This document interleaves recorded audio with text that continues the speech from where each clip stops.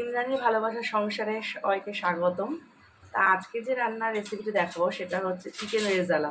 Chicken rezala বানানোর জন্য যে উপকরণগুলি লাগবে সেটা দেখিয়ে নিচ্ছি। চিকেন রেজালা বানানোর জন্য আমি এখানে চিকেনের উইংসের পিস নিয়েছি। উইংসের পিস নিয়ে এর মধ্যে আমার দিতে হবে টক দই।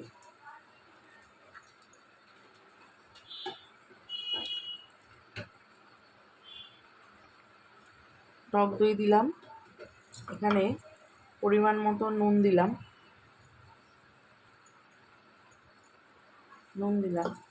এখানে পরিমাণ মতন গোলমরিচ,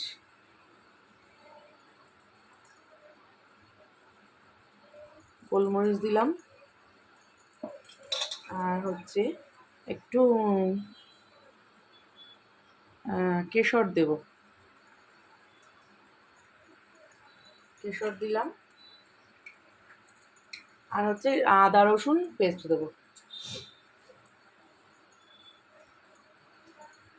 আদা রসুন বাটাটা দিয়ে দিলাম। আদা রসুন বাটা দেওয়ার পরে চিকেনটা আমি ভালো করে মেখে নেব।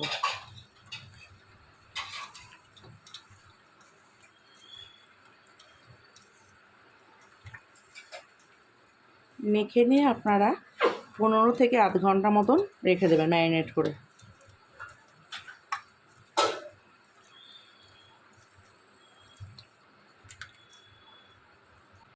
চিকেনের মধ্যে আমি এখানে কিছুটা পরিমাণ সাদা তেল নিয়ে নিয়েছি, সাদা তেল দিয়ে মাখিয়ে নিতে হবে।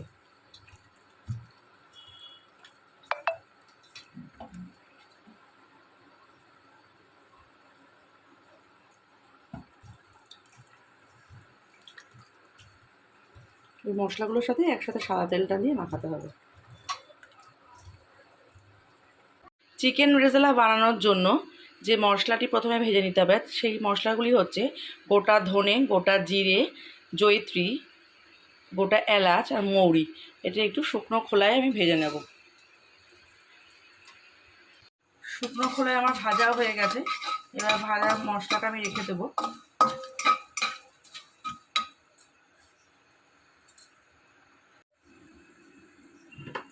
প্রথমে কড়াইতে আমার একটু সাদা তেল দিতে হবে, সাদা তেল আর কিছুটা পরিমাণ ঘি দিতে হবে।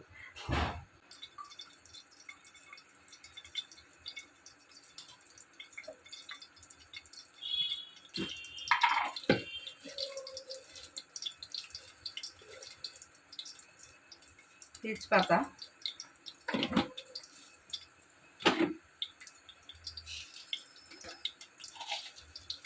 গোটা গোলমরিচ,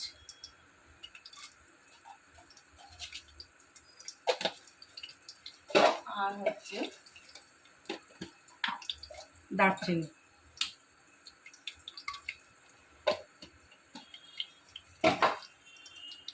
দেওয়ার পরে একটু নাড়াচাড়া করে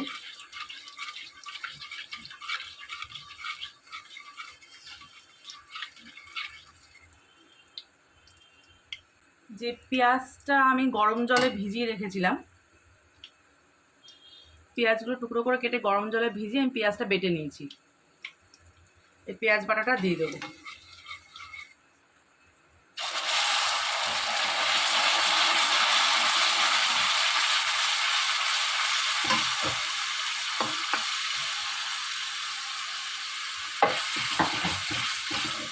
পেঁয়াজ বাটাটা দিয়ে এবারে একটু গ্যাস কমিয়ে ফ্রাই করতে হবে।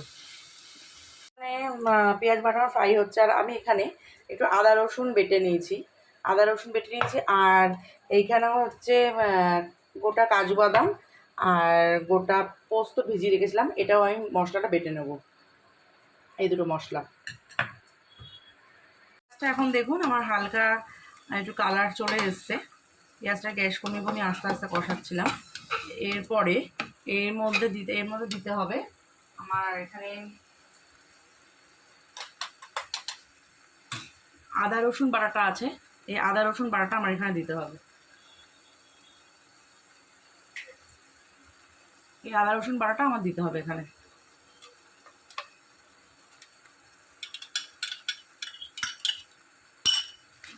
আদা রসুন বাটাটা দিয়ে আস্তে আস্তে আবার একটু ফ্রাই করতে হবে।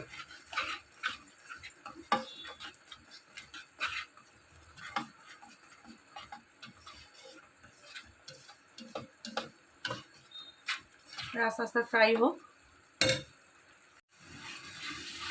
পেঁয়াজ বাটা আদা রসুন বাটা দেওয়ার পরে ভালো করে ফ্রাই করে নিয়েছি। ভালো করে ফ্রাই করে নেওয়ার পরে মশলার গন্ধটা এবার চলে গেছে। এবারে এর মধ্যে আমার যে চিকেন ম্যারিনেট করে রেখে দিয়েছিলাম এই চিকেনটা দিয়ে দেবো। চিকেনটা দেওয়া মানে আমার রান্নার 90% রান্না হয়ে যাওয়ার পথে। চিকেনটা এবার দিয়ে দিলাম।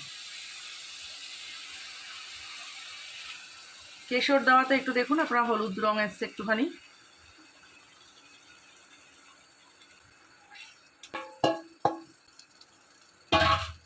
চিকেনটা দেওয়ার পরে একটু ভালো করে নাড়তে হবে।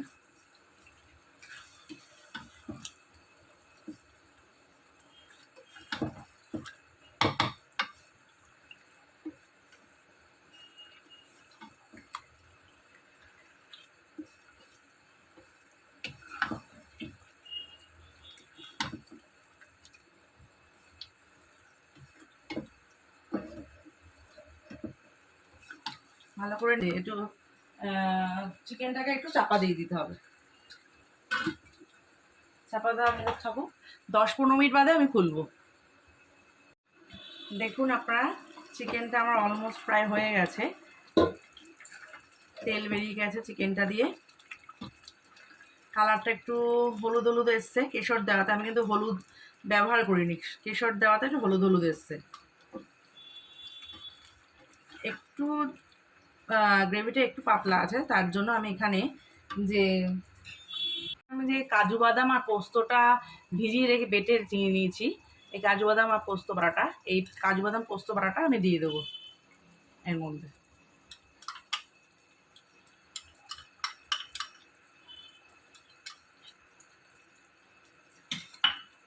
এটা দিয়ে আর একটু নাড়াচাড়া করবো।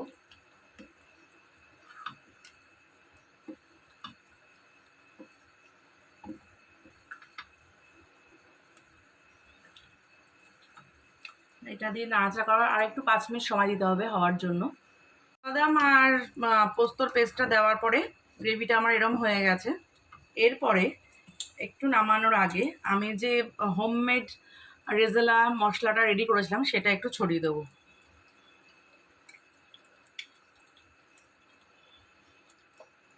ছড়িয়ে দিলাম। আর যদি একটু রেস্টুরেন্ট ফ্লেভার চান আপনারা, তাহলে একটু কেওড়ার জল দেব। এই যে একটুখানি আমি কেওড়ার জল নিলাম, অল্প পরিমাণ কেওড়ার জল দিলাম।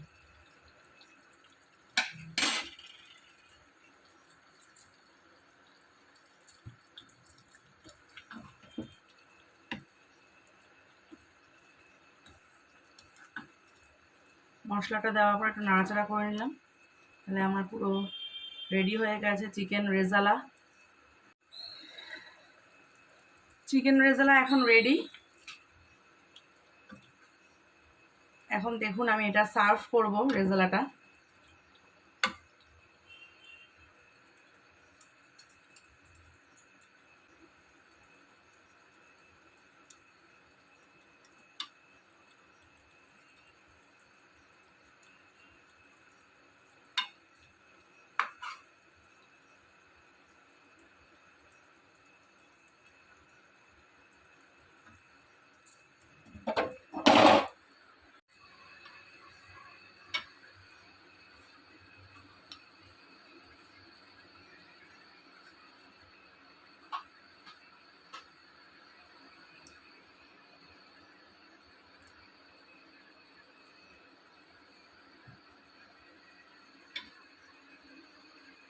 আমার রেডি হয়ে গেছে।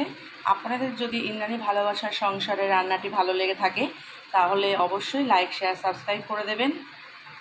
আর যদি আপনাদের অন্য কিছু নতুন আইটেম খাওয়ার ইচ্ছা থাকে তাহলে সেটাও কমেন্ট করে জানাবেন। আর রান্নাটি কেমন হয়েছে আপনারা বানিয়ে দেখে খাবেন, কমেন্ট করে জানাবেন কেমন হয়েছে। তাহলে টাটা, গুড নাইট, আজকের মতো এখানেই শেষ করছি।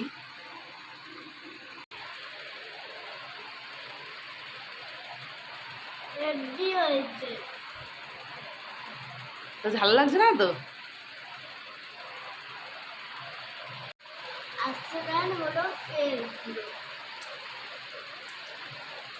চিকেন রেজালা